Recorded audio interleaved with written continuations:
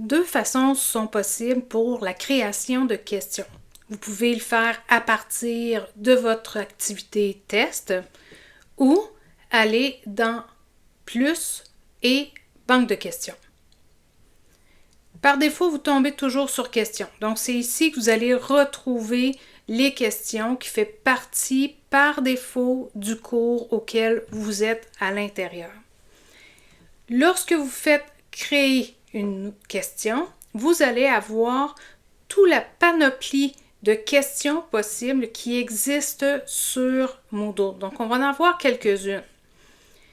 Si par exemple, je viens choisir une question à vrai ou faux, je fais OK.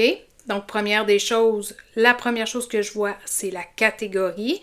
Donc, ici, je pourrais venir sélectionner la catégorie qui convient à ma question. Donc, vous allez voir, lorsqu'on va construire le test, vous allez pouvoir choisir selon les catégories les questions. Et là, ça va vous permettre de pouvoir jouer avec ça. Donc, le nom de la question, c'est le nom que vous allez retrouver dans vos banques de données. Il n'y a pas un étudiant qui va voir ça.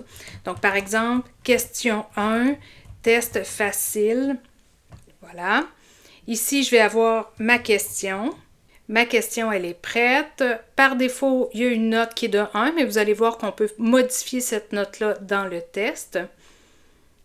La réponse, est-ce que c'est vrai ou faux? Donc, vrai.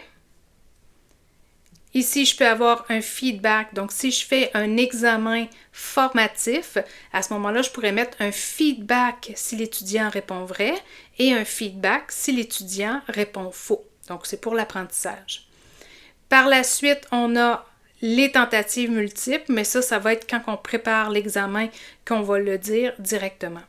À partir de là, si je fais enregistrer, je vais voir ma question qui va être ici.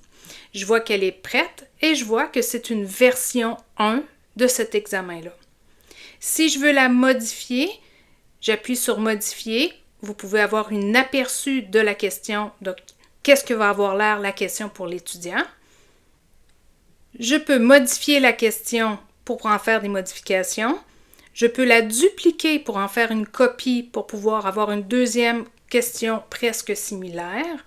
Je peux la supprimer et je peux voir aussi l'historique de cette question.